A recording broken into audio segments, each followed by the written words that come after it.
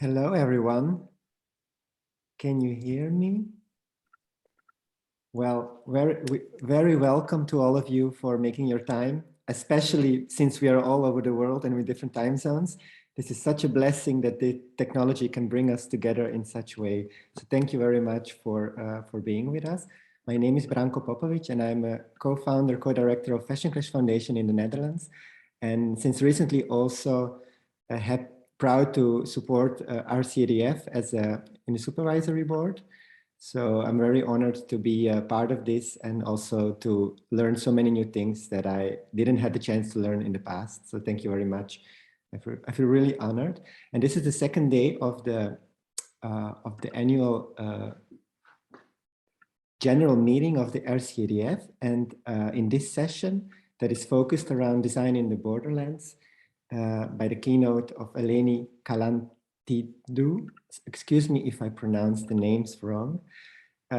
She will give the keynote after the welcome word. And after that, we will have a short break. And then we will come back, and Eleni suggested something very wonderful to decolonize the keynote and to unfold the conversation. And I'm happily part of this conversation together with Sonya Batlla from Pakistan, Aika Alemi from Kazakhstan, and Carol Barreto from Brazil. So please stay tuned. And to give you some short house rules. So this, as you've heard, this meeting is being recorded and it will be made available on the website shortly after the event. If you have questions, please do so in the chat and make it as specific as possible, so then we can assist you and share this question. And also very important, since RCDF is doing so many great work, but it's difficult to make everything possible. So there is a donation, and if you can donate or spread the word about it, that would be wonderful. So thank you very much. And I give the word to Eleni, and yeah, enjoy this session. Thanks everyone. Thanks Branko for introducing me. Thanks everyone for joining us today. I think this is a wonderful event, and I would like to thank the organizers for inviting me to present here. I would like to start with the idea of the keynote and how, based on the discussion I had with Angela and me, we decided to decolonize it because the keynote is a Western context and a Western concept. And mainly it's an imposition of Western ideas. So, and it's following the traditional format of a conference and a presentation. So we wanted to change all that to create a new format that gives space to all voices to be heard, and at the same time to allow the keynote, the expert, to learn from others. So before I start, I would like to acknowledge the traditional custodians of the land where I live, work, and play, the Yagara land. I'm situated in Brisbane, Australia. And I'm going to share my screen now, and I'll start my presentation.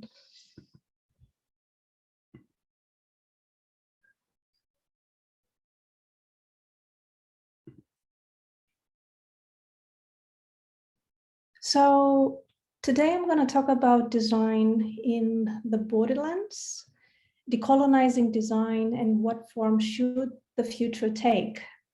A few years ago, in 2014, with Tony Fry, we put together one of the first attempts to identify the idea of decolonizing design.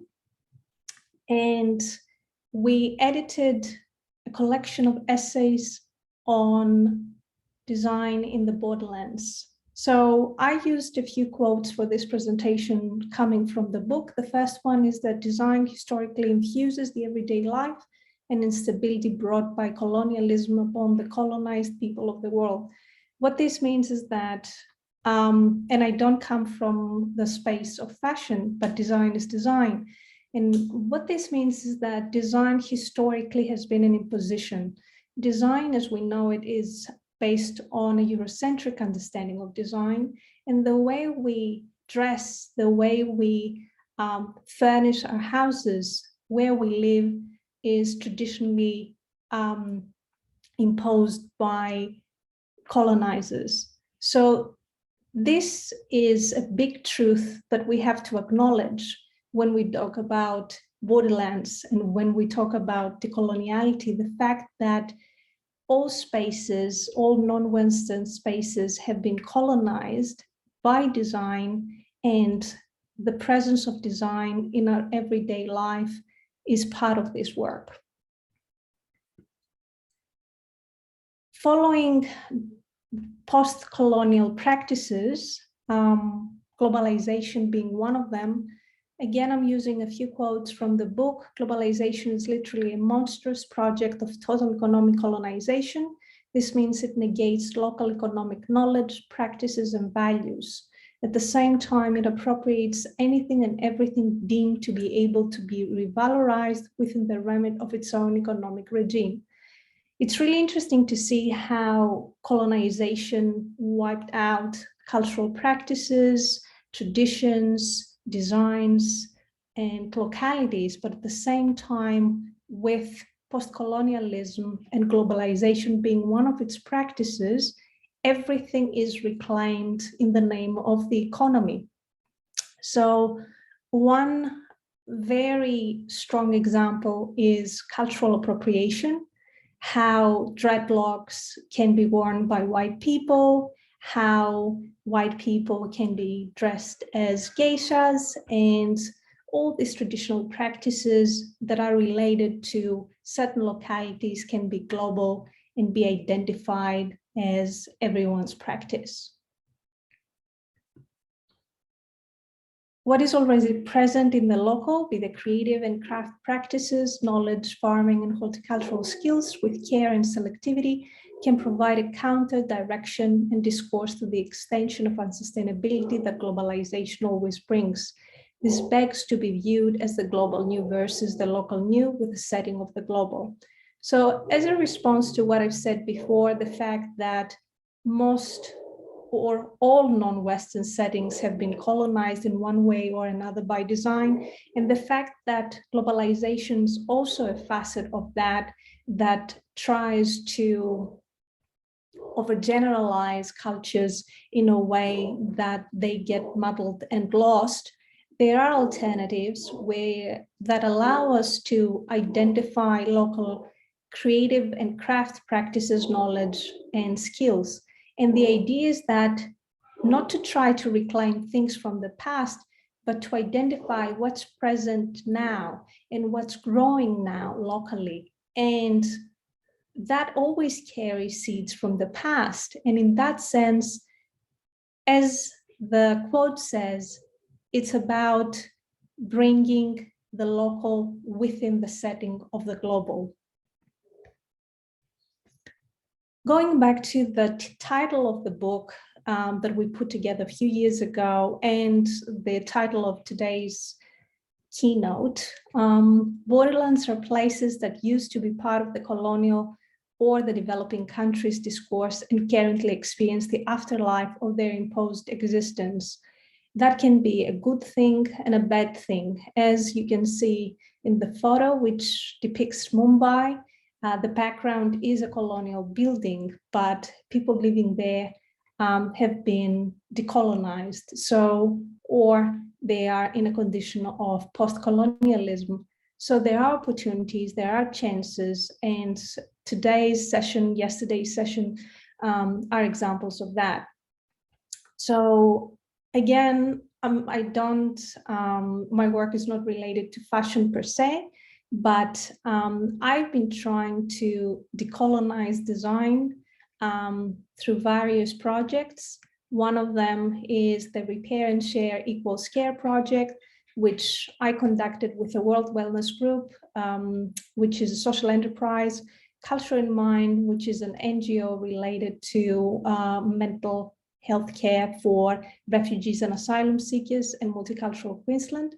And what I tried to do was to bring together local practitioners and refugees and asylum seekers in order to exchange skills. So I felt that living in Australia is a multi-ethnic but not a multicultural experience, because I feel that a lot of ethnicities that reside here, a lot of people from different ethnicities, they don't share their culture, they don't share their fashion, their skills, their competencies, what they can and what they can do and what they can offer to the local society. So by connecting local craftsmen, local creatives with refugees and asylum seekers, there was an exchange of skills, but also there was an exposure of trauma.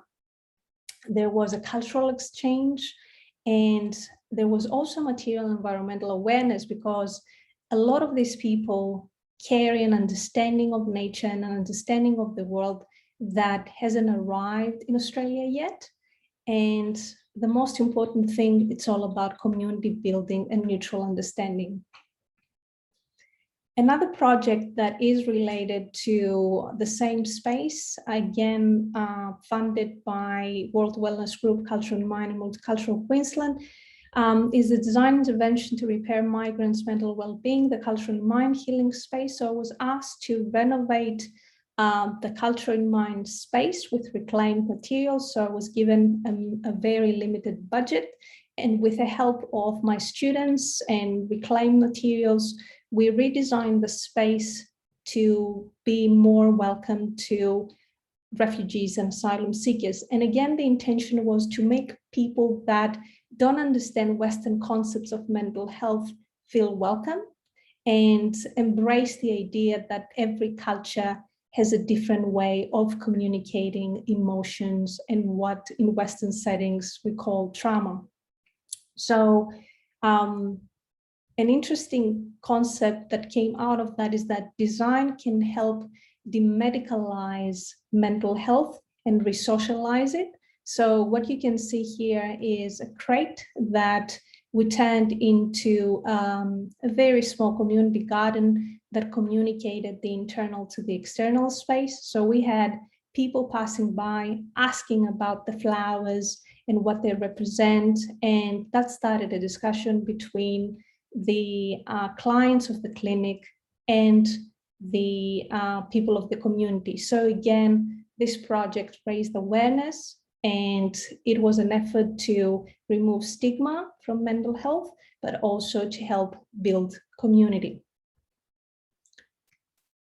Finally, a project that I'm working on right now, it's called Transformative Repair for Social Change, co-designing a toolkit for skilling at-risk youth in regional communities, is about providing skilling opportunities to Aboriginal at-risk youth in a regional community in Queensland, in Maribor.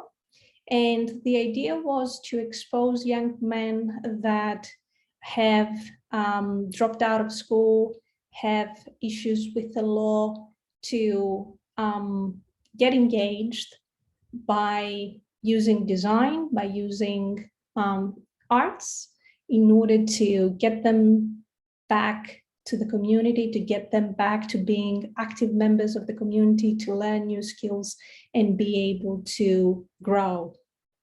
And in that sense, we try to bring sustainability into the play by using practices related to circular economy. And what you can see here in this photo is a bike that these boys made, which was actually, it's a cargo bike, and it's an electric cargo bike, which was made out of reclaimed materials. And the bassinet was created by denim and resin. So it's kind of related to fashion in that way.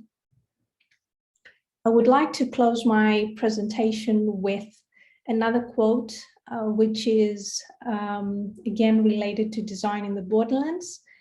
Key to this remaking is breaking from the impositional worldly framing based on an assemblage of the modern, the unification of all and everything designed by the materiality of modern ideology, followed by a turning to a mode of ontological design that is able to redirect, repair, and remake the often aesthetically concealed damage of modernity.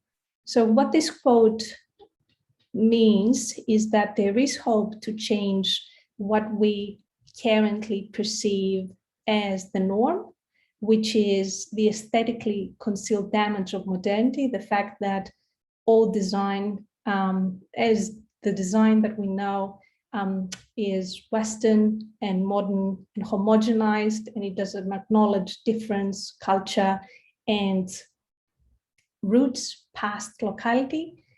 And we can ontologically change that through our everyday practices, through initiatives like this one, and through acknowledging that design has to be decolonized. Thank you very much for your time.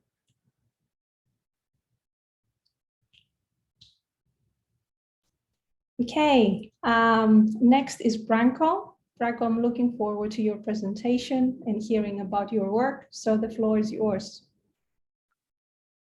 Thank you very much, Eleni, and for also giving me the opportunity to say something about what I do. So I will first tell a little bit about my background and my work, and then I will show you a brand new video that no one has seen before. So I'm very happy to share it with you. So, but to start off, so I was born in former Yugoslavia, and I came to the Netherlands as a refugee when I was 12 years old. And I ended up in Maastricht just randomly. And I studied fashion design at the Art Academy in Maastricht. And it's a small city in the south of the Netherlands where people graduate, they mostly leave. And together with my colleagues, also designers from the academy, we said, but why aren't we staying and maybe try to make something happen in this region? Because since everybody's already going to the big cities. And so that's what we did, because we want with a very simple idea to create a stage so that we can showcase our own work. This was, let's say, back in 2006 already. No, 2006. So back then it was really different. It was not so easy to get a stage for yourself as a young designer. Now, for example, you can do that via Instagram, but back then that was not possible. So you really needed to, let's say, participate at the Fashion Week, but that was something we couldn't afford. So we wanted to create a stage where this is possible and where not only young designers can show their work, but also the broad audience can see fashion design. We kind of already were very radical back then by saying, if we want people to understand what we are doing, then everybody should be able to see the work, and not only the fashion insiders. And for example, we did, it was back then sounded so revolutionary. We had fashion shows in the street or window displays, and some people, even like professionals, who were kind of laughing about it. Like, how can you do that? This is supposed to be only for professionals. And we, for example, would also disrupt what it means to be on front row. We would put everyone on front row because it didn't matter for us. We said everybody's important audience. But now when you look back, it seems like, oh, wow, it was quite radical that we did that back then. So, but the whole idea was we want to make something meaningful and also share that to a broader audience. But that's actually how it all kind of started, was because of my first project in Brazil, actually. So when we graduated, there was a call. They looked for young designers from the Netherlands to participate in a project in Fortaleza.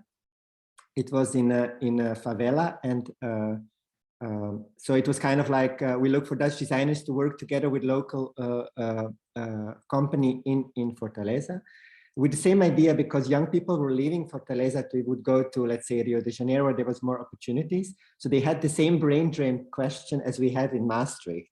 And that was really an interesting to see that these things are happening everywhere in the world. But the most striking thing was that, you know, when you leave an art academy, and back then we literally, the word sustainability was not something we were taught. I mean, the word decolonizing didn't even exist in the vocabulary. All these things that are happening luckily now, they didn't exist when I was studying. So I feel like now I, kind of like learning back what I haven't learned. And we were literally given this idea that, oh, you should become a designer and go to Paris and like this glamorous life. But my first project was actually working with women that had their own company and made jeans in a favela in Brazil. And this really brought everything to a totally different perspective. This is like, oh, is this the fashion industry that we kind of glamorized and dreamed about? This is not what we want. But at the same time, also discovered, oh, but we can actually do something better than what they taught us. Also, like, as you know, it's a quite individualistic study. You learn to do it by yourself. It's all about you and your ego. And there we had to work with other people, and that was really like an eye opener. So this is a little bit a long introduction, but then you will understand a little bit what we are doing now. We came back to the Netherlands, and me and my best friend and my colleague, co-founder, we said, okay, we have to share, to tell people what we have experienced and make sure that we use fashion for the good. But we didn't have idea that this would be, let's say, that it would be a success. So now it's our 14th year that we are running the foundation, and we have given the platform to more than 1,000 designers from all over the world. And each year we try to learn and, even, let's say, disrupt our own format, because we believe that, you have to always look critically to what you do and how you can improve and learn. And so what we do is basically, we always start from the point of view, how can we, on one hand, create crossovers between fashion design and other disciplines. So we do a lot of things with performing arts or basically any field, as long as there is some kind of connection with fashion design. And on the other hand, we want to place fashion in the societal context and create awareness. And this can be, let's say, it can be about sustainability, it can be about gender awareness, it can be about diversity, it can be anything that young designers bring to the table. So we always,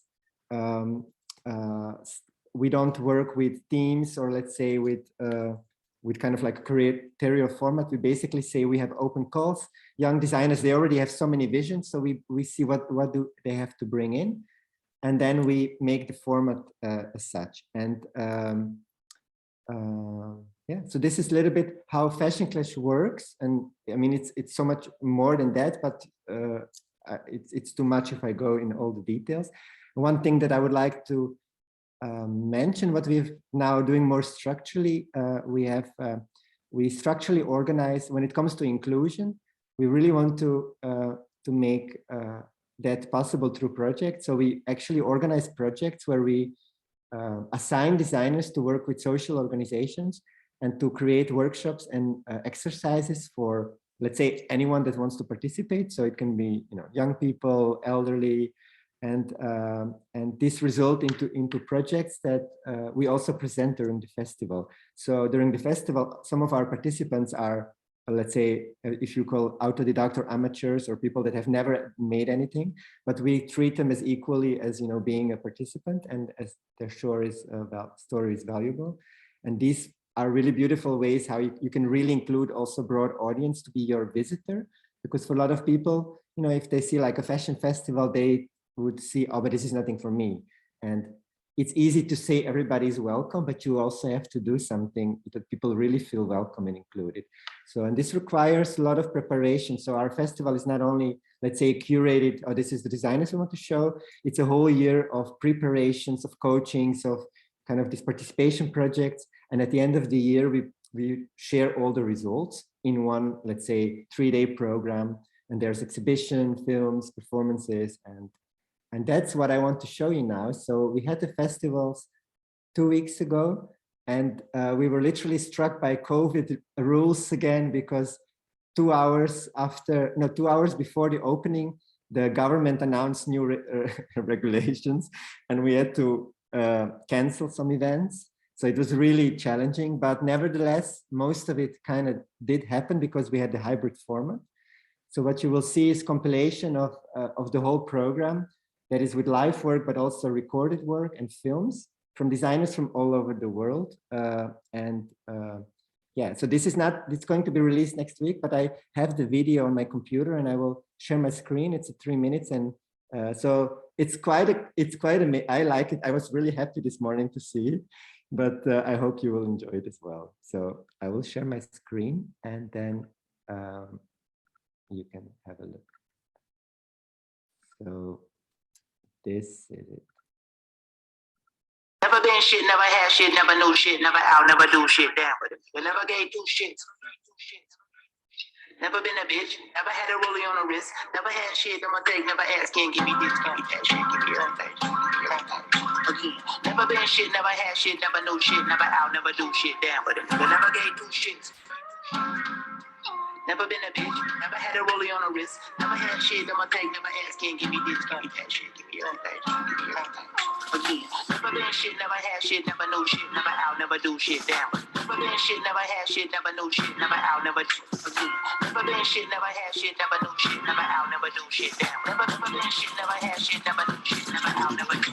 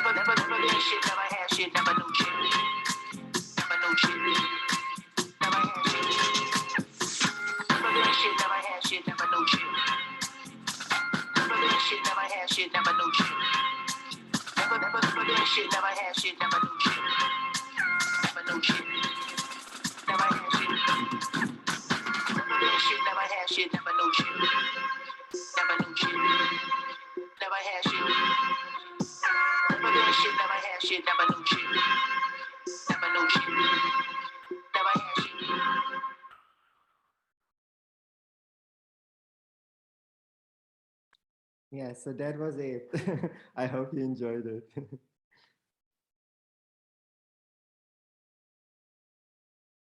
So for me, so that's done for me. And whatever you want to know, please always feel welcome to contact me or ask questions. I will happily, yeah, stay in touch. But I think so that I might give my word to the next person. I don't know who, I don't remember who we agreed that's going to happen. You can choose, Branko. So Carol, maybe you, because since I talked about Brazil. Oh, yeah, thank you, Branko. Hi, everyone. I'd like to thank you for this invitation. For me, it's an honor to be here. And we are living hard times in Brazil, as you know, and we are working to transform our reality. Also throughout the fashion design, throughout the arts, and through this discussion about decoloniality. And I'm based on Salvador, Bahia. I'm from Santo Amaro da Purificação. Recôncavo Baiano is the place where most of Black people in Brazil lives. And there we can share our strategies of resistance as transformed by culture, arts, gastronomy, and our way of living. And this is my inspiration to reconnect with my roots, actually to understand what is my origin, what is my roots, because as you know, we still live the, how can I say, we still live the reality of slaverization in Brazil. even this time objectively to the, sorry, I'm a little bit nervous. And so I created the project Modativismo. We can understand something like fashion activism. Around 7 years ago, I was professor of fashion design for around 10 years. And there I could understand that I had to produce everything to teach my students. I could not talk about history of fashion or fashion design based in a European and white culture. In all of the books and methodologies and everything that we have to teach fashion design in Brazil is based in an European and white culture. So that's why I'm trying to deconstruct the way we are thinking about fashion design, understanding that the process is more important than the results. Now we are living something like a makeup in the fashion design in Brazil, you know? Black people are appearing in the television, in the fashion magazines, in the runaways, but actually our position is the same. When we think about the social pyramids in Brazil, we can see, especially in Salvador, the city where the colonial, so the scene of colonization started in my country. We live the same racial relations, gender relations, sexuality relations. We are based in the same step. I feel the same. I feel myself based almost in the same step that we was lots and lots centuries ago, you know. So now I'm finished my PhD thesis, thinking about my experimentations on fashion design, when I decided 7 years ago to share all of my process, since the ideas and the production process with my students. I work for around 20 years. I'm 40, and since the beginning, I can see another scene in Brazil. If we can organize ourselves, if we can do our own organizations, we can do anything here. We don't have already something like Black Fashion Week, like I was in Paris 5 years ago. And this experience that I had abroad showed me that we have to improve our organization and create our own methodologies to understand fashion design as a real contribution to our struggle. I'm gonna share my screen to show a little bit image because we have few minutes to talk. Now I'm professor of the Gender and Feminist Studies Department of Federal University of Bahia. I teach in the area of gender, culture, language, and not exactly fashion design now, but I'm in the group that where we can talk about methodologies and political activism. When I started to, I'm sorry, yeah. So I'm studying not. I'm reflecting in my PhD thesis about the two last collections. One of them was the collection Axé. Axé is a word in Yoruba that means the life energy. I'm from religion of African Brazilian culture, Candomblé, and I was researching about my ancestrality and the role of Black women in these, to create these communities, to take care not only about our spirituality, but especially to reconnect our sense of family. And this is the way we are creating fashion design here, understanding that appearance matters for us to talk about our positionality, to talk about our feelings, our culture, our the way we could live without decolonization. These collections considers the role of European techniques like laces and lots of handmade techniques to create something that now we can understand as Afro-Brazilian culture.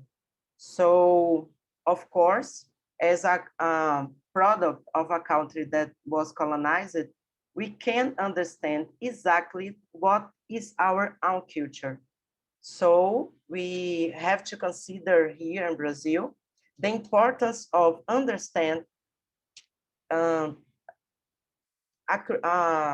creation of a culture that begins when we have the conscious that we can change the past, but we can create another and better future. And to create this another and better future, we are discussing about the importance of appearance to reorganize the social rules, to reorganize the understanding of our positionality in our own society. So we use the white fabrics to show our the importance of the materials and the colors, not specific as only materials, but to understand how colors and fabric can evoke spirituality. We created the collection to a fashion show, and then we travel abroad to some art galleries to show these works. It was in the Royal Ontario Museum in Toronto, Canada. And it was another exhibition to talk about the role of the wars in the Afro-diasporic dispersion of the Black people in the world. This is a homage to Iemanjá. This is an Orishan. And another collection that I'm reflecting to understand fashion and decoloniality is the Voices collection that was presented in Black Fashion Week Paris in around 5 years ago. And it was inspired by the resistance and the beauty of Quilombola women that are women who lives in rural zone next to my original city, and understanding our identity as a mix of scraps. We created these textures and fabrics, spending around 4 months to produce these clothes, and counting with the participation of my students to design, to create this handmade fabric, and especially to discuss how politics is expressed by fashion collections and fashion methodologies, and to create something more than the discussions in our atelier. We visited something like 10 traditional communities next to my region to invite women from traditional communities to contribute to this work. It was Fluxus Collections in Fortaleza, the same city where Branko was working with people. And here was talking about the African diaspora and how to reconnect our roots, even if we don't know where exactly we came from. And before to finish my presentation, the most important experience was the first time when I was invited to represent Brazil in Dakar Fashion Week, Senegal, where I could feel how to experience an event made by and for Black people. I've never had this experience in Brazil. I don't know when I can have some experience like this. And we are still struggling to create our own event and our own publications. We are growing on these experimentations, but the kind of races in Brazil is so special, I can say, because we can understand specifically against who we are struggling, but we can feel everyday experience this kind of struggle. And these kind of struggles that made our people like me, Black women from the northeast of Brazil, struggle with ourselves to understand our natural hair, our color, skin, our body silhouette, and to come back to love ourselves again and again. So this is my contributions for a while. And if you want to know more about our project Modativismo, we have, they are some of people of my staff. They are all seamstress, designers, models, and people who can't access the professional opportunities, we think because of our positionality. And so that's it, and thank you.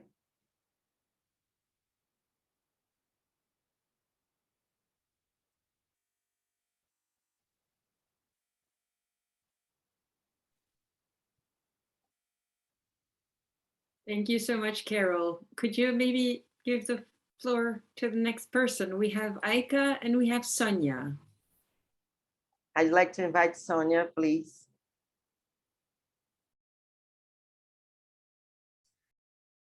Thank you, Carol.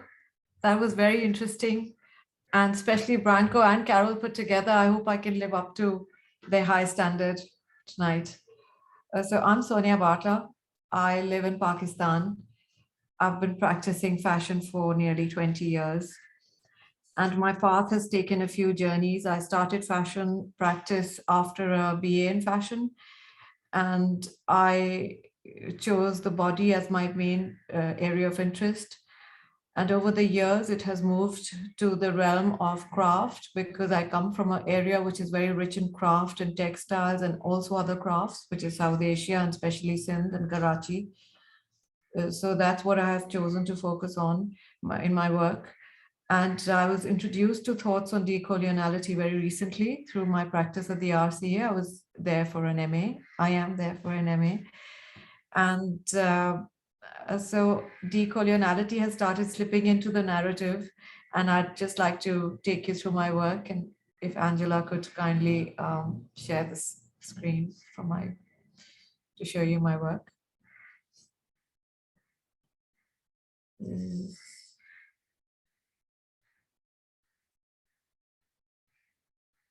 So as fashion demands, I deal with a lot of interpretations. You can keep rolling. I think everybody here is aware of the fashion now. So my brand is named after me, and we've been experimenting with different genres. I'm interested in the body, so I think you can see the focus on a silhouette. I'm also interested in texture, which is coming through.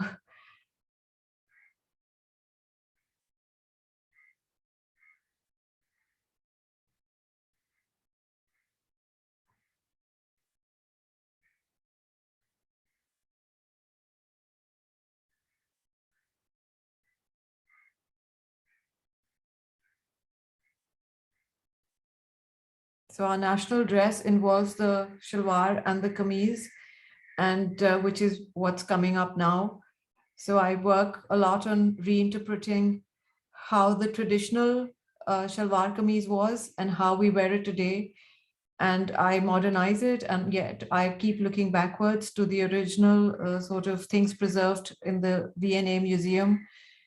And frankly, I'm thankful that there's museums like that, although in the decoloniality conversations, it comes up often that should we have museums deciding. But to me, in the part of the world I come from, I think they do a very good job, or we would have lost a lot of our heritage.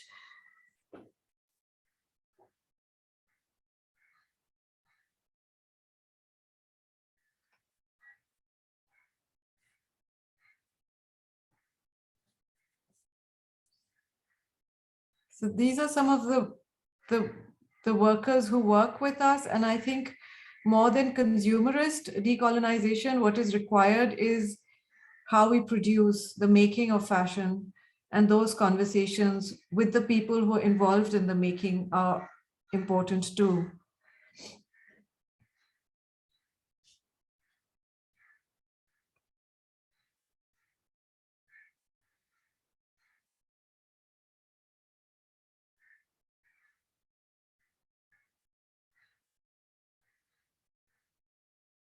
Fair trade, as you know, is an important part, and it's often brought into the narrative for decoloniality. It was, I think, one of the triggers. And is that where it ends?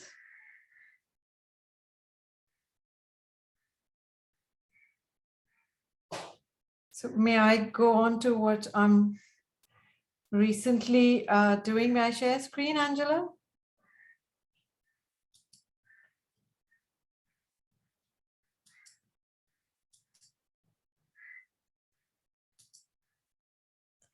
So I was recently, because of decoloniality, thinking about the burqa as a weapon.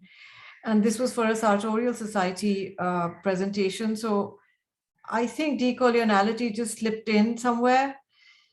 And I started, because I myself was othering the burqa until decoloniality conversations reached me.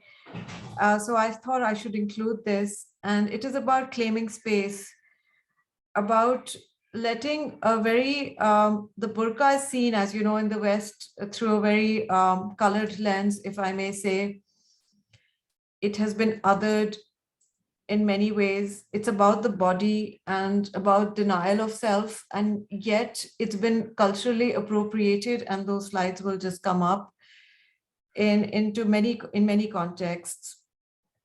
So I think the conversations that are titled here, the denial of self and the ritualized context of fashion, can also be easily applied to what the burqa is doing for us, and also the intimidation of the viewer. I feel everybody wants to dress like the West because there's no intimidation there, and it's an accepted genre. And I will skip some of these slides and move to the politicization. This is talking about surveillance and about the burqa, but I think the politicization of fashion is also what is ruling it. This is a piece, and you can see she's not wearing clothes under the burqa, and this is how cultural appropriations happen. And that's also a conversation in decolonizing fashion, and also not just decolonizing fashion, but the narratives of women. So I was looking at Shirin Nishat's work and how she has tackled this subject. And recently we see fashionistas and coming out into what is looking like the burqa, which is taking the conversation further in terms of decoloniality also. So I would like to end with this slide, and I'll stop sharing my screen here. So that's about me. I would also like to question who holds the agency of deciding who needs to decolonize what. And yesterday, it was a really excellent session, and thank you so much, Angela. I really enjoyed Rolando's opening keynote, and he said it's about protests and groups like this, which is why the RCDF is important, become important portals for protests, for not in a not in a unwieldy manner, but a protest, a social protest. This is going on, and hence that is the reason we really need RCDF and portals like this and conversations like this. So I'm really thankful to everybody here. I've heard all your names from Angela and Erika, but I hadn't seen you. So I'm delighted to be included today. And that's from me.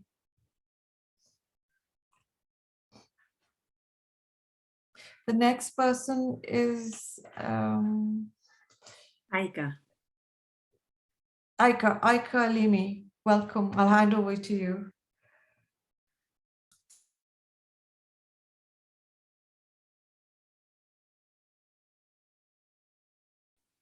Aika, you're muted. Can you please unmute yourself?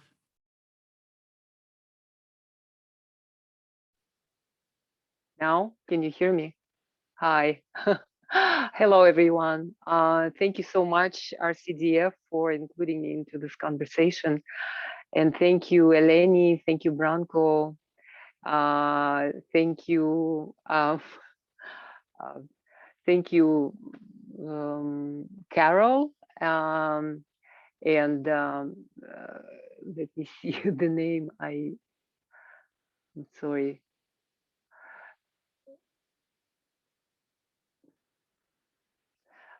I really enjoyed your presentations.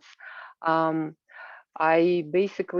come from Kazakhstan, which is a country in Central Asia between Russia and China, south of Russia and north of China, and we are dealing with the aftermath of colonization, or maybe even living the colonization, because the countries of the former Soviet Union,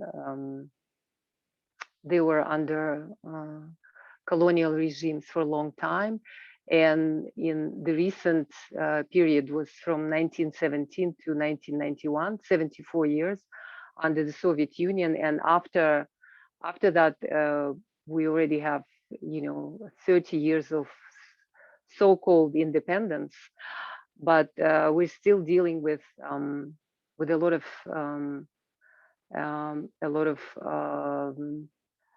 challenges searching for our identity, because during the Soviet period, the experiment went so far that in the 60s, for example, the Soviets wanted to eliminate even nationalities, and they wanted to make it Soviet in your passport. So they made you forget not only your identity, your nationality, your language. For example, in the city where I grew up, we only had one school that taught Kazakh language. So it resulted in the fact that 50% Kazakhs don't speak Kazakh, and some don't even understand Kazakh. So, and for nomadic nation like ours, language, because we didn't build, because we roamed from one place to another, so we didn't really build any material objects, buildings, bridges, material objects, material culture had a different meaning. So, language was everything to the nomads. So like destroying the language was a tool to destroy the identity. So we're still dealing with the aftermath, and the designers of fashion or interior or architects, the craftspeople, the filmmakers, musicians, everybody who is creative today, we are on the one hand dealing with this, so to speak, legacy, and on the other hand, after the country became independent at the end of in the 90s, another macro trend started to emerge on our horizons, such as globalization, and then later on digitalization. So everything and everybody got leveled up again, and we faced a different challenge. So search for identity and search for who you are and what's your message, what you want to tell the world is always on our plate. And the other thing that my country and all the countries in our region are dealing with is the resource curse, because we are very rich in natural resources like oil, gas, metals, uranium. Kazakhstan is #1 uranium producer, top 10 oil and gas producer. So, you know, it makes you lazy and makes you sort of be a consumer, to be on the consuming end, not create, but just consume whatever the foreign countries offer, or whatever Western or Eastern designers and thinkers feed you. So, you know, this double challenge in terms of how you realize yourself creatively exists. And also, of course, you're dealing with pandemic, you're dealing with sustainability issues. And I myself am a designer, and I also am a business coach. I teach designers, I coach designers to create their product, to launch their brands. I write for magazines, and I also research creative industries, and I also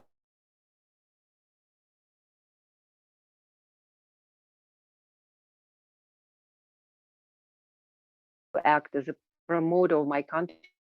I created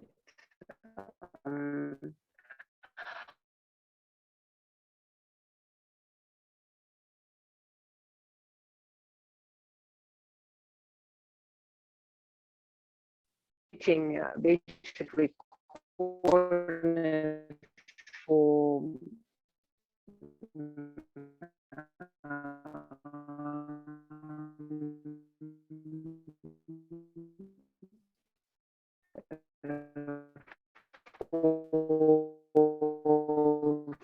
designers and craftspeople from this territory.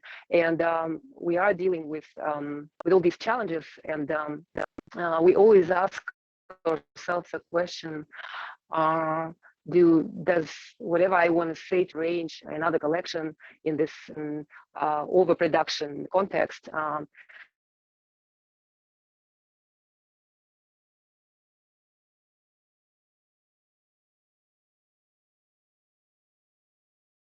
this project to help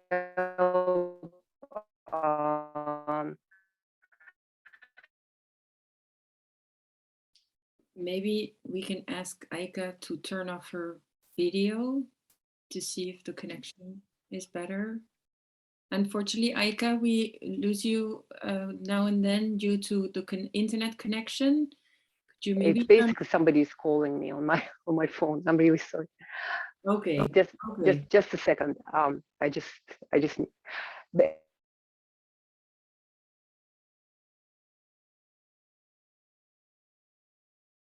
in the world, but only top 20 are the developed countries, but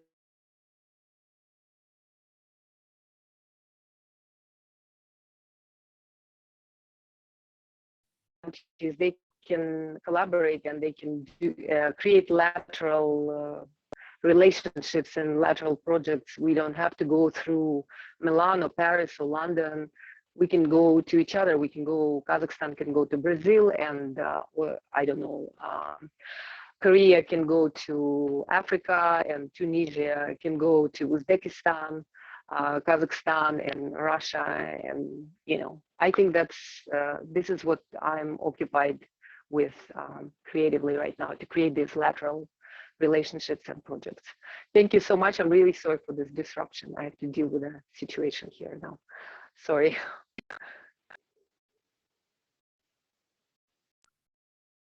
No, thank you very much. Although we didn't hear everything that we did hear was very wonderful to hear. So thank you for sharing.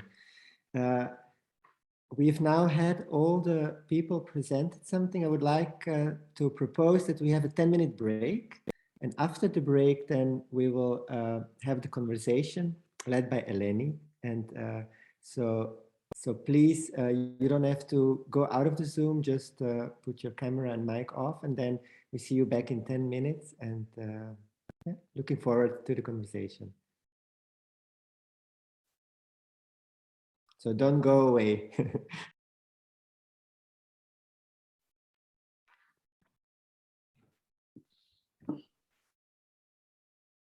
So is everybody back on board?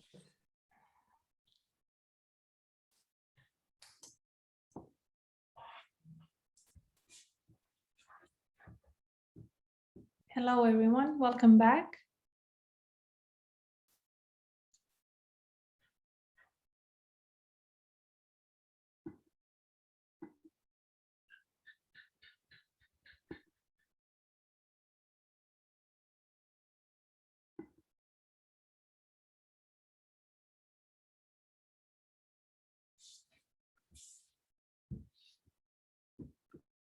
So Eleni, I guess the floor is yours. From Yeah. So I'd like to start by saying that I'm really glad that we changed the format of the keynote, because tonight, because it's tonight for me in Brisbane, it was an education. And in a way, that's the concept of decoloniality and decolonization, to unlearn in order to relearn. And that's Walter Mignolo's quote, not mine. And it comes from indigenous people from South America. What I learned today was that through the work of Branko, Sonya, Carol, and Aika, decoloniality is alive and kicking in fashion, which is amazing. My presentation was mostly theoretical. I touched on some concepts that you materialized through your work. So I wrote some notes during the break. The title of my presentation was "What Form Should the Future Take in Relation to Decoloniality?" And it's interesting to see through your work the commonalities and differences, how you all suffered, still suffer and struggle, as Carol mentioned, due to colonial impositions. Branko had to flee his country when he was really young, again, due to colonial imposition and the war, which was colonial imposition. How globalization homogenized, yet did not really change conditions of agency, going back to Carol again, and the fact that we live in globalized times, but inequality and racism are still alive and kicking. The fact that you all identified ways for the local to exist within the global, which is very, very hopeful. You all broke the rules. You all made new rules in order to exist within the global, but with conditions that you defined and made. And you all come from Borderlands, and you all found ways to create an afterlife of the experience of the colonial imposition. So I think in relation to the theoretical framework and theoretical framing my presentation provided, you all presented examples that illustrate all these concepts and ideas in a profound way. And I would like to thank you for that.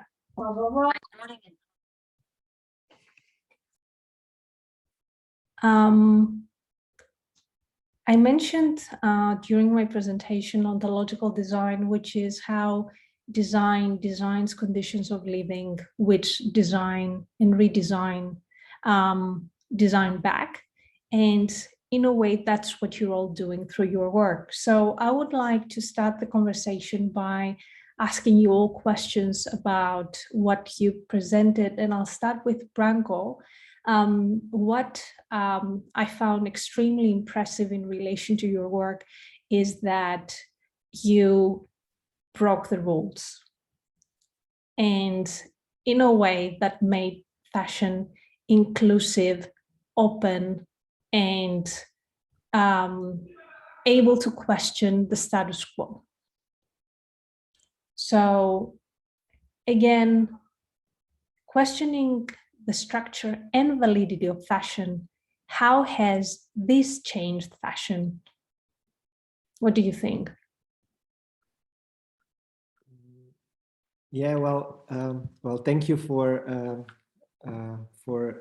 seeing that in the work. I mean, you on one hand you have intentions to do, but then sometimes it's difficult. You know, what is your actual impact? You know, sometimes you have to be modest about what you do, and we've always had the feeling that we were kind of like outside of everything, living in a city where there is no fashion scene. We had to make one. And what it means to be, let's say, in the scene or not in the scene. I would say disrupting it made it easier because I always had a hate and love relationship with fashion design. Actually, I wanted to become an artist and then ended up at the fashion department.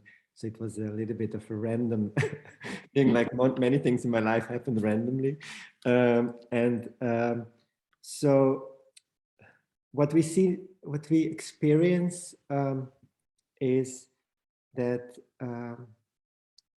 it's although fashion is, we're very good in, I mean, every few months there is like new things coming up, but this is all marketing and camouflage of the actual things. So the actual change is really slow. You know, I feel like, for example, now in these conversations, like, this is what I wanted to learn when I was a student, but this was not existing.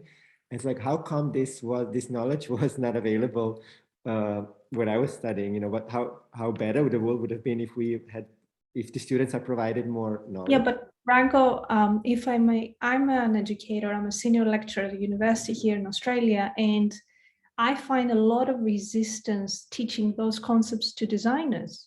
I find a lot of resistance when I talk about design histories, plural, and not design history.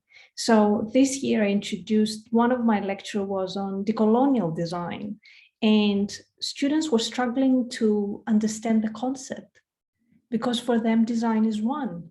So even in 2021, in Western settings, these concepts are difficult to comprehend. Definitely. So it's not just you. It's really, and what we see, I mean, what we always tried, and for us, that was really like, so like we found it normal that, let's say, when we had this platform and then designers were starting to email us, I also want to participate. And first, I remember in the beginning, it was mostly designers from Eastern Europe, also due to my heritage that I tried to bring them to the Netherlands, let's say. And all of them were saying, wow, it's so amazing that we can have this stage because we can't go anywhere else. Nobody wants to invite us. And then later on, we got designers from also, let's say, we had a lot of designers from Latin America. And often they would say like, wow, it's amazing. I don't have to pay for anything. And and there's all these things that seem so simple. You know, how simple is it to invite someone and showcase someone? And I have to say that everything that we always did was a struggle. So although it looks easy and looks professional, a lot of people know that we are just, let's say, a team of 5 people. It's low budget. Luckily, we are designers ourselves, so we know how to make things and how to do a lot of things by ourselves. And but even, let's say, struggling with funding, that when you, for example, in the Netherlands, apply for funding for a fashion project, they would say to us, well, but it's not culture. It's not like theater or fine arts. Then we had to say, but we are not approaching this as a business. We approach this as a fashion culture. And we want to show what it does as an artistic discipline, and how much, if we use it as a rich power of communication, and what it really means, you know, like saying that all over the world garments are part of our lives. So this is the starting point for any conversation with anyone, and or dealing with the fact that audience, you know, would sometimes say, what are they showing? And this is, you know, who is wearing this? And so we always had the feeling that we had to be, let's say, a frontier in many things. And sometimes for example, the things like doing things with performances. Now it's quite normal, a lot of people do that, but we did that already 10 years ago. But if you are unrecognized because you live in a smaller city, even with Amsterdam, there's always this arrogance, oh, but what they do in Maastricht, it's less important, you know? And I mean, it's in the Netherlands, it's a really small country.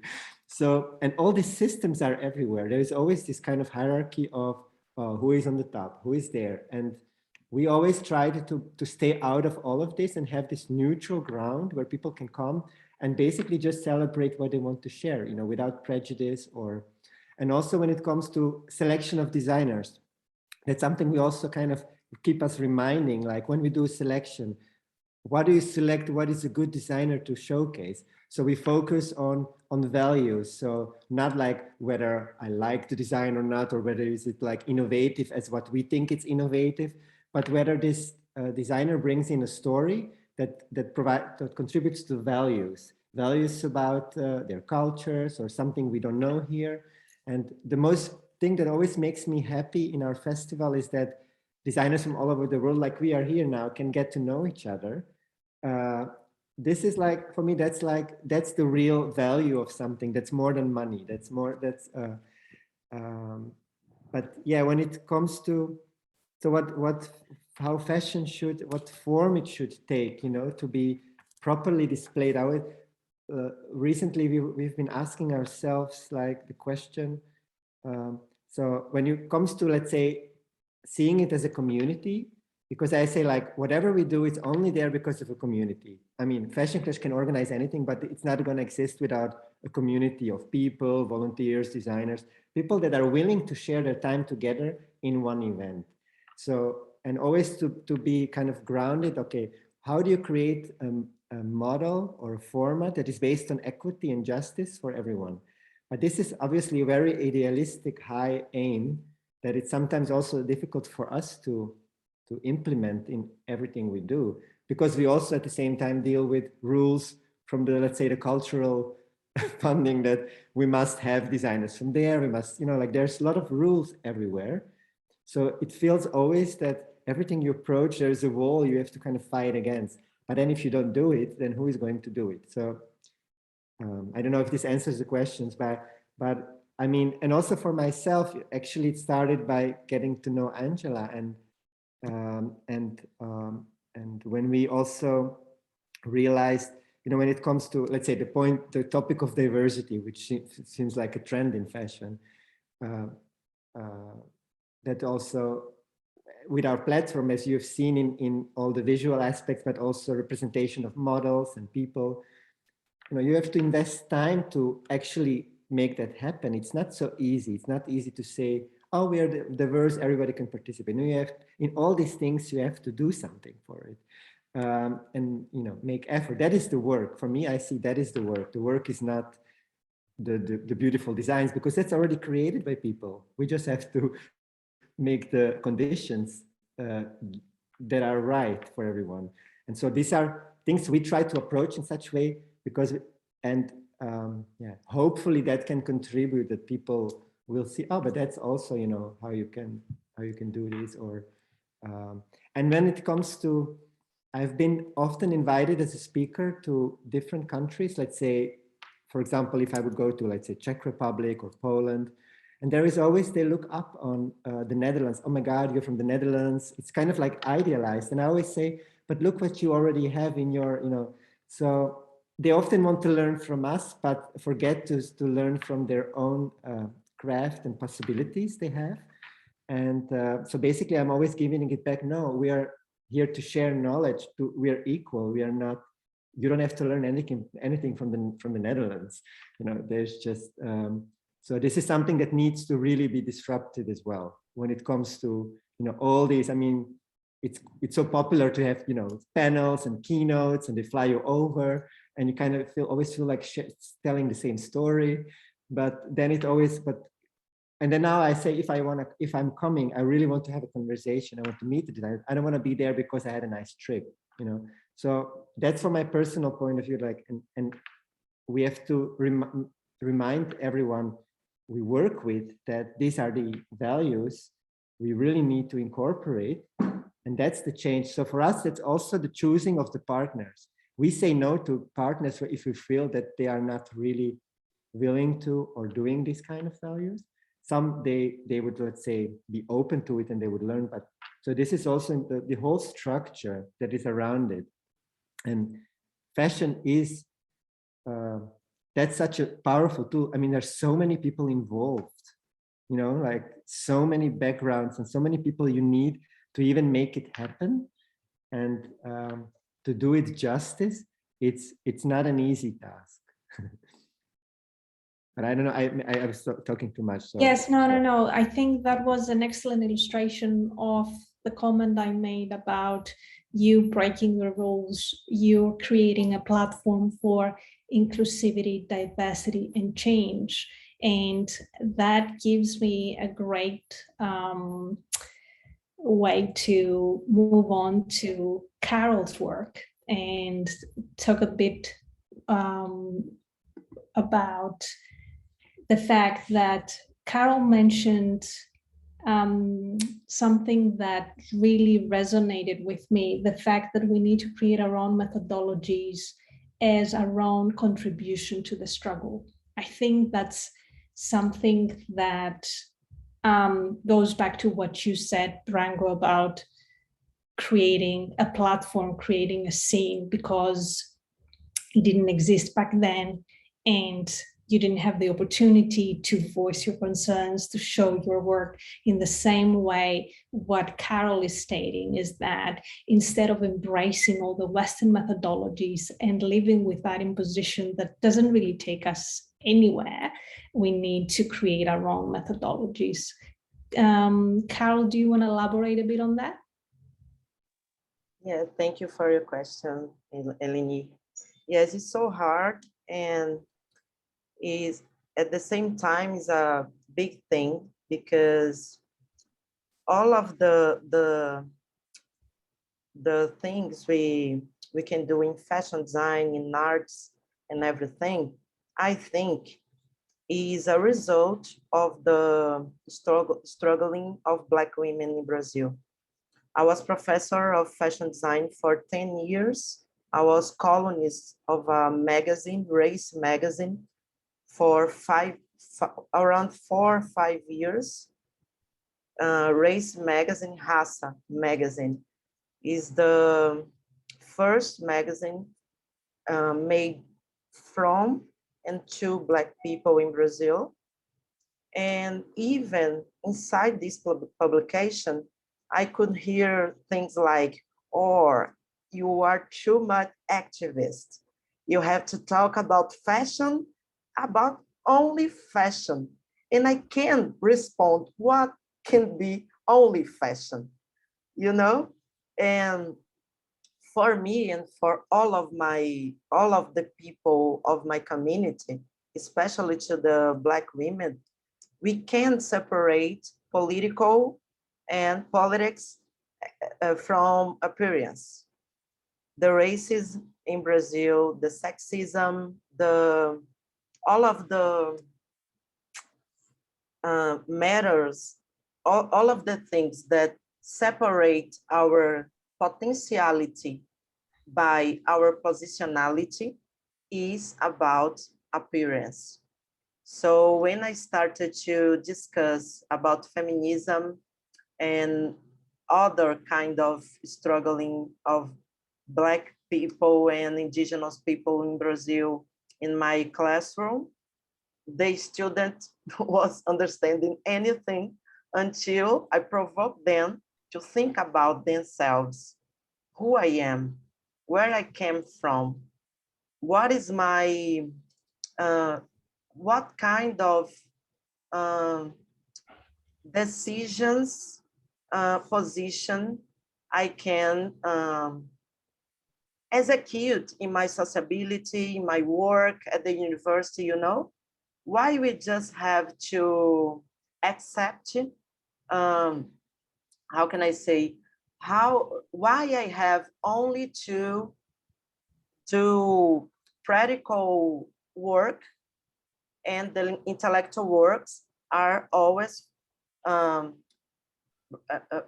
created by white, heterosexual, thin, urban men, you know?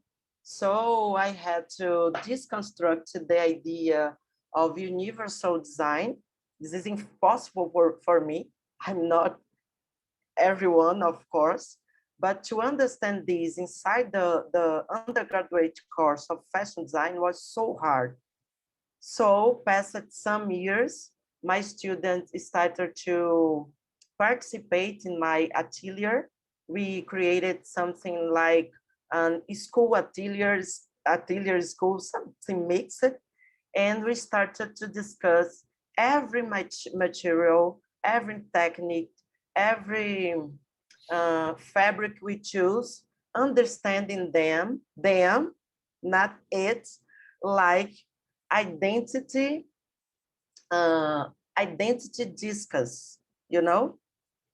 In the Gender Feminist Studies Department at the Federal University of Bahia, I'm teaching in the area of language and discuss.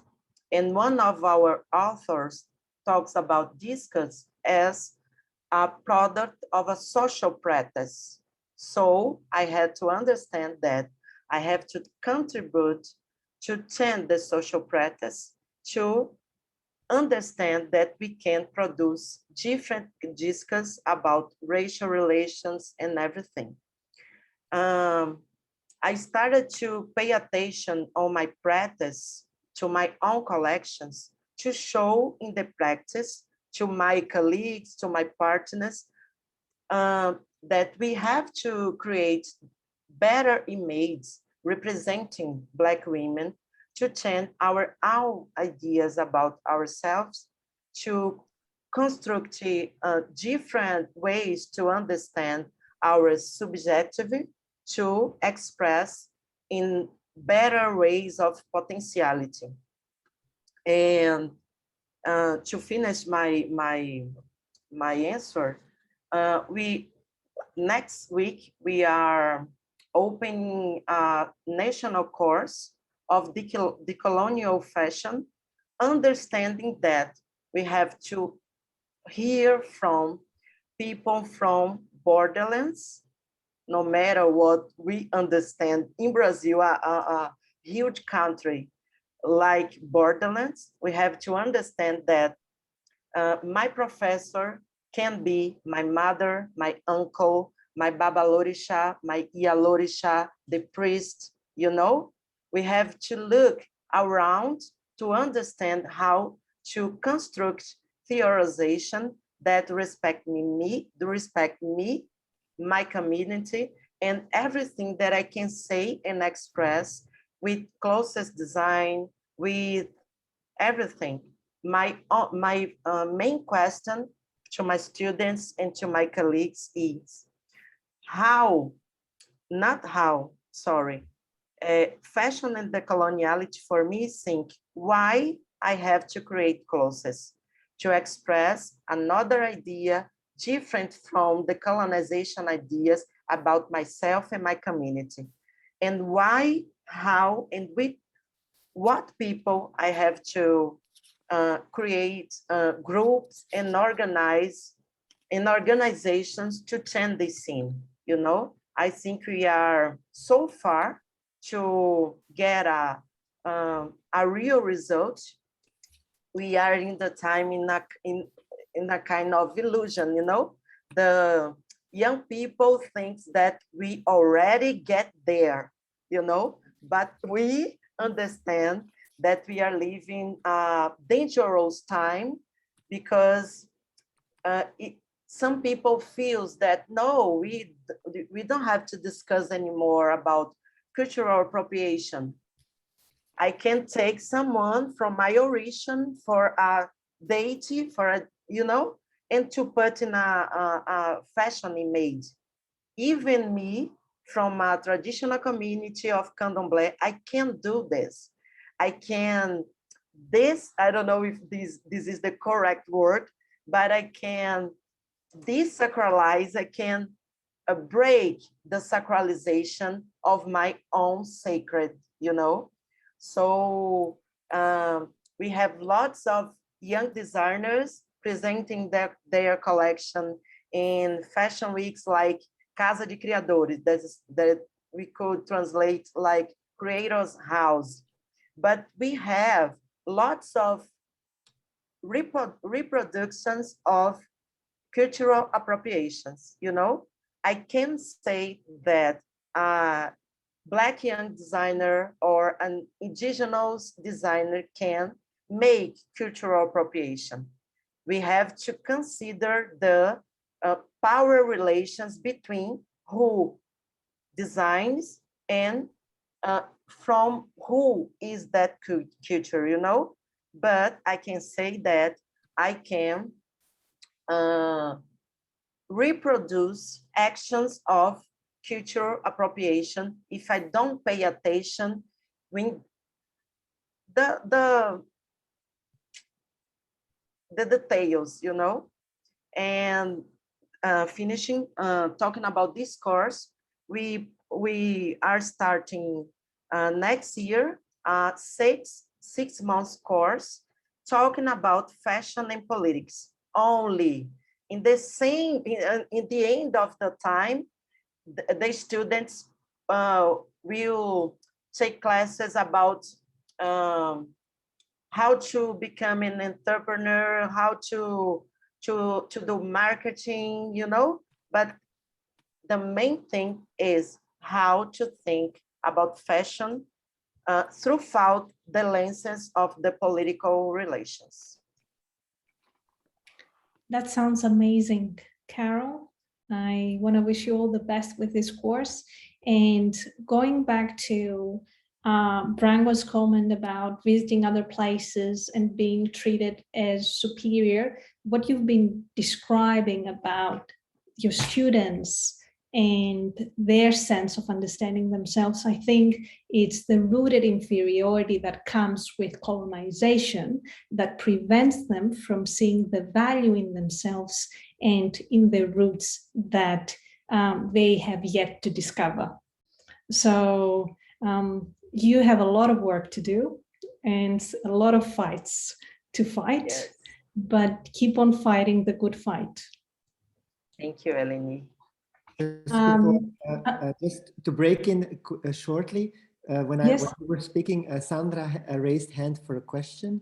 And I was just wondering what you feel comfortable to do the questions right after or at the end, or Eleni, what do you prefer? Yeah, the structure that we discussed with Angela was that we're going to finish the conversation and then we're going to have a Q&A with the participants. So yeah, if that's okay. Yes, so that, but then everybody knows that please keep your question for after the conversation and then we will come back to that.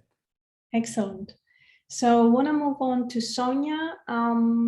Sonya's presentation was also really strong because she talked about reinterpretation of traditional clothing. And you made a comment, Sonya, about the V&A Museum and how it sustained your heritage, the heritage of Pakistan, but it's also kind of interesting to talk about the colonizer sustaining the heritage of a country. So it's kind of tainted to talk about that because I don't know if any of the participants have been to the Victor and Albert Museum in London. It's a museum that holds treasures from all around the world. That, again, in some cases, they have been preserved and they have been saved from looting and war and all that, but at the same time, they're not where they are supposed to be. So it's kind of interesting to make this comment and how sometimes the colonizer needs to protect us from ourselves when it comes to heritage. And also Sonya made a really interesting comment about who needs to decolonize what when she talked about the burqa. Sonya, would you like to elaborate a bit on those two comments, the colonizer saving heritage, traditional heritage, and who needs to colonize what when it comes to the burqa?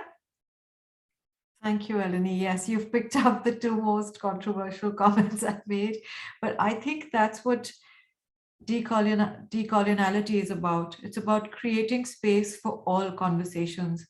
And that's why I let that slip in, because I think we have to think about that also. For example, in Pakistan, as you were saying about the museum, what is the role of the museums that are present? They are showing culture, but in a very non-identifiable way with the current population. And when I personally had to look for how I'm going to redo the kurta, which is our national dress, I found those artifacts in a museum in the UK because they were our colonizers. And that really turns the conversation of decoloniality on its head. And I'm not qualified because I'm still new to this to speak about it, but it is important to remember that it is not a fight.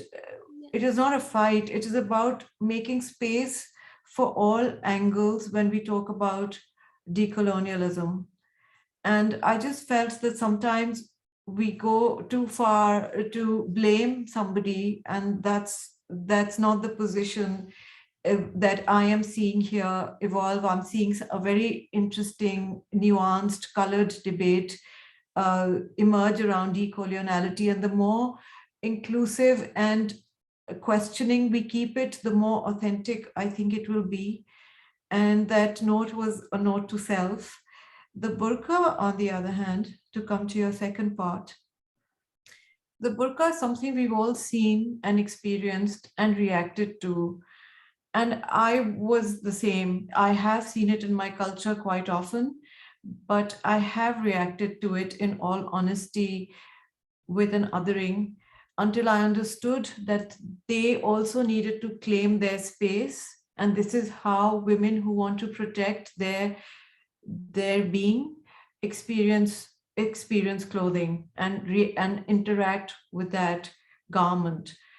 And hence I found it important to include it in this conversation today, because I think it's a universal symbol where we've all reacted, and we all innately, whether we admit it or not, I at least had a position on the burqa, which this group and joining this group changed, because I agree that all those who practice wearing the burqa are entitled to that, and that does not make them others, or it does not make them different or lesser.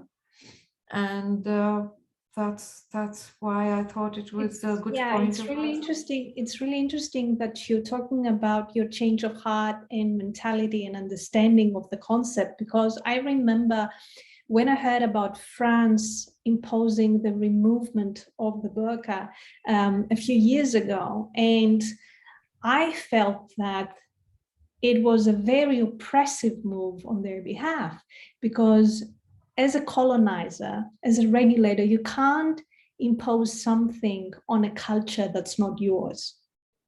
Even within your own culture, it's a discussion, it's an exchange. You can't impose a decision that will affect people's experience and cultural understandings.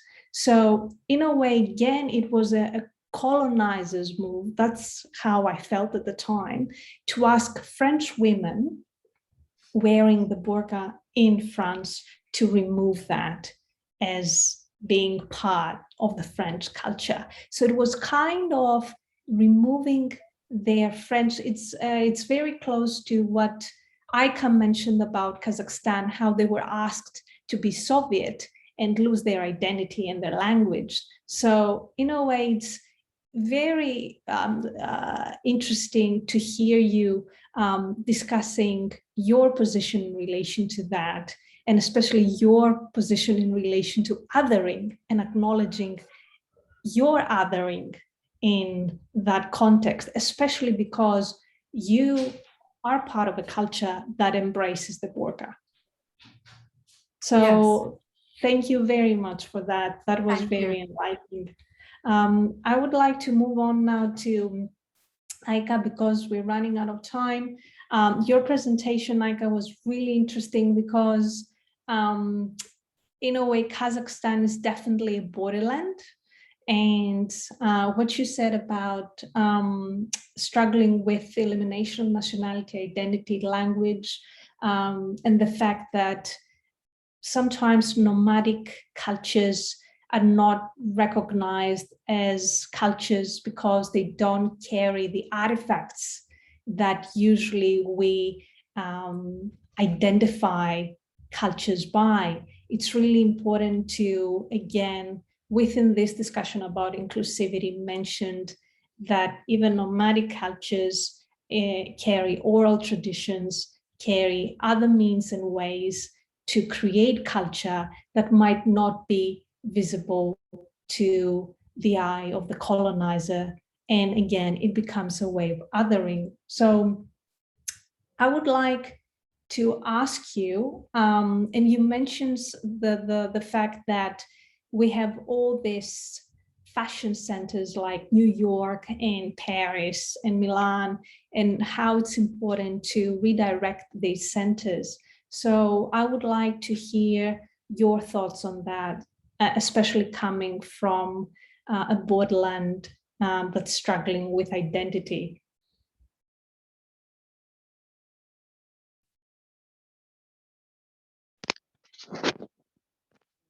Hi. Can you hear me? Yeah. Perfect. Thank you. It's a great conversation we're having. Thank you, everybody, for contributing. We just need to start looking at the world, not like a star model that we have to go to the center, but we can go lateral directions, and we just need to organize ourselves differently and challenge the logic of existing centers. Of course, we look at the centers. You don't have to deny, what they have to offer, but also I think we will gain a lot from these lateral cooperations and collaborations. And we do such. We collaborate within the region of Central Asia, and it has 5 states. It's apart from Kazakhstan, it's Uzbekistan, Kyrgyzstan, Tajikistan, Turkmenistan, all these stands. And then also the neighboring Azerbaijan, also Mongolia. And we also visit each other, like, for example, the former Soviet Union countries, like the Georgia, Ukrainians, the Ukraine, Russia, and Armenia.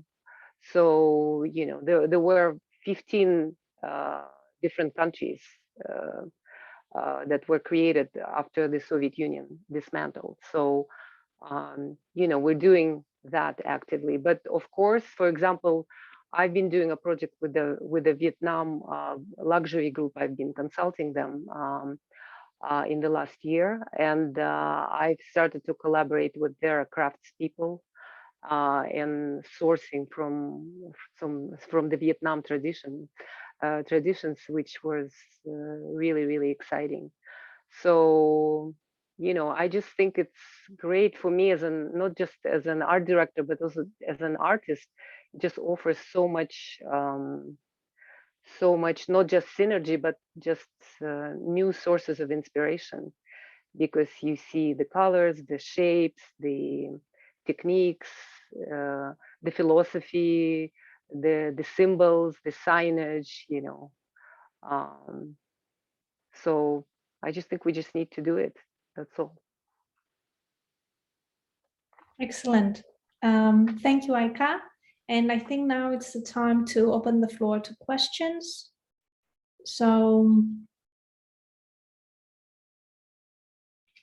Yes, unfortunately, Sandra had to go. She had a guest, so she won't be able to ask her question, unfortunately.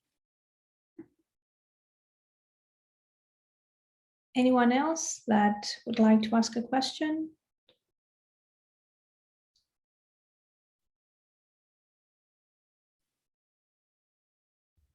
yeah, I mean, if nobody else takes the floor, I mean, I think it's been so incredibly inspirational to hear all these testimonies, in a sense, in a way, the testimonies of struggles, testimonies of pain.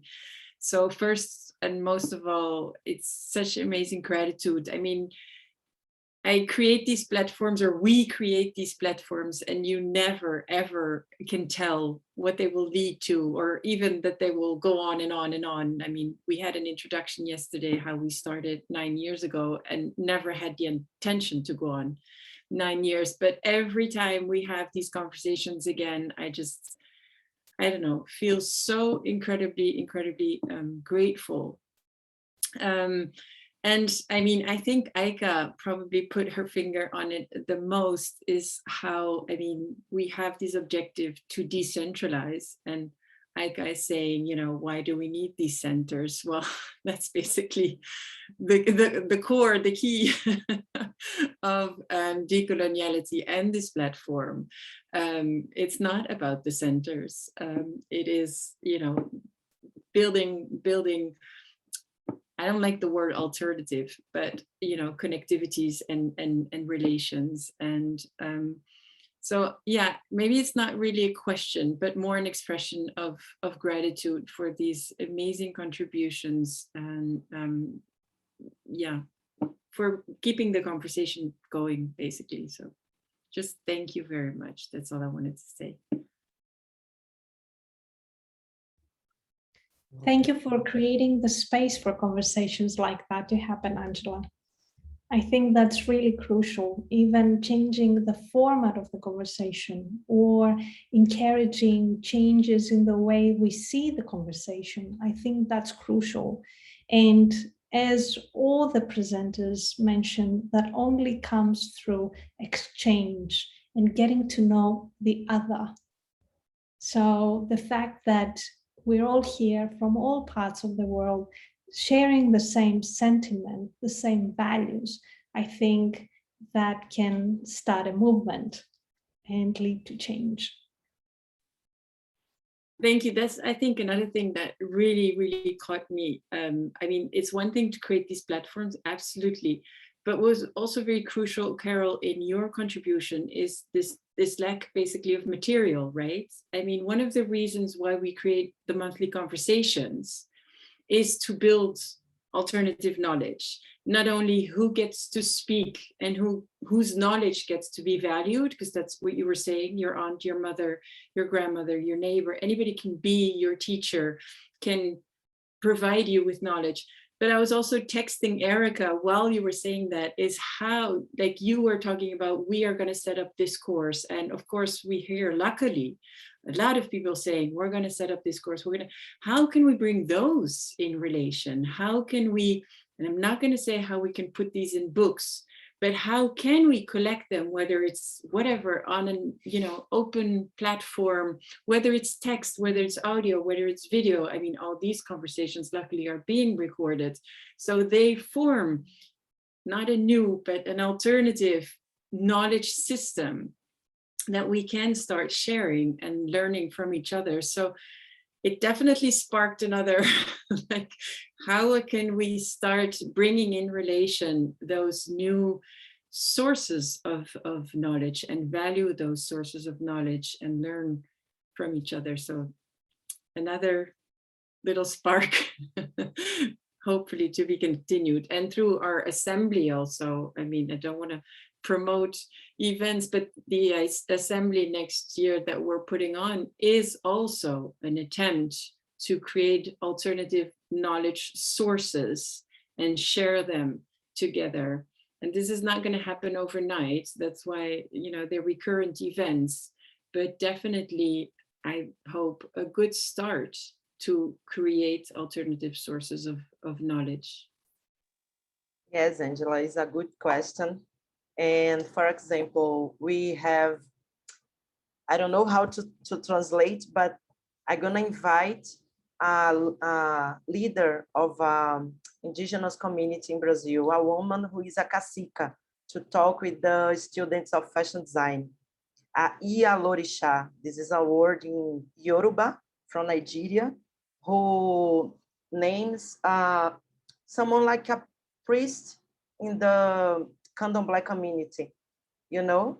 And I'm also writing a book about fashion activism and trying to write the book with the language who for me, everyone, every word and material are people, you know?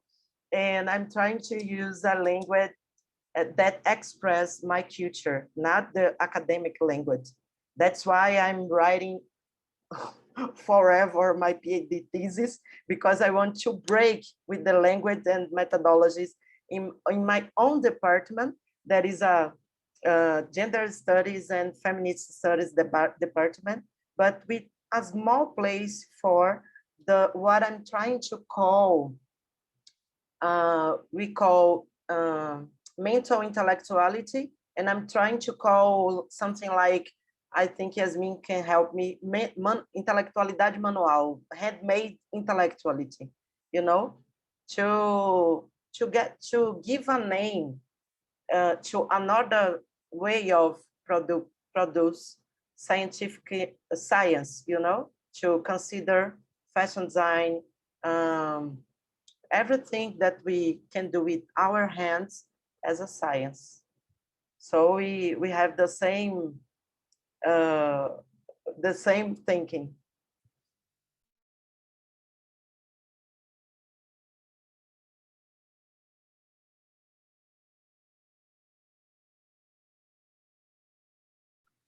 Wonderful. So I think, yeah, I mean, we've come to, as I always say, I've come to an end right now because of the time, but it's not an end. It's a beginning of new conversations. So it was really an honor to spend this Saturday afternoon listening and getting to know about your practices. It's really enriching myself and I'm already feel like inspired how I can learn from this for the things that I will do in the future. So thank you all very much for also making for making this happen and for your time.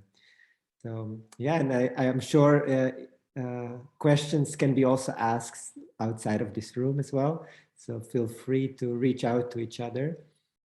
And I wish you a very wonderful weekend. And also not to forget that tomorrow is the day 3. And I'm going to participate as well on behalf of one film.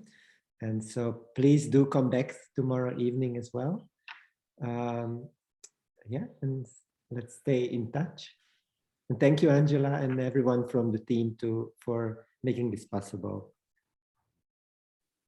Thank you, Branko, and thank you for moderating this amazing, beautiful roundtable this afternoon. Thank you, everyone. And I can only join Branko in saying, please join us tomorrow for an amazing lineup of fashion films. Thank you. And thank you all for giving us this platform. It was wonderful to be here, Angela and Eleni and Erica and all the participants. Thank you. So have a nice rest of the day. Thank you. Bye-bye. Morning. Thanks, everyone. Thank you. Thank Bye. you. Bye-bye. Bye-bye. Bye-bye.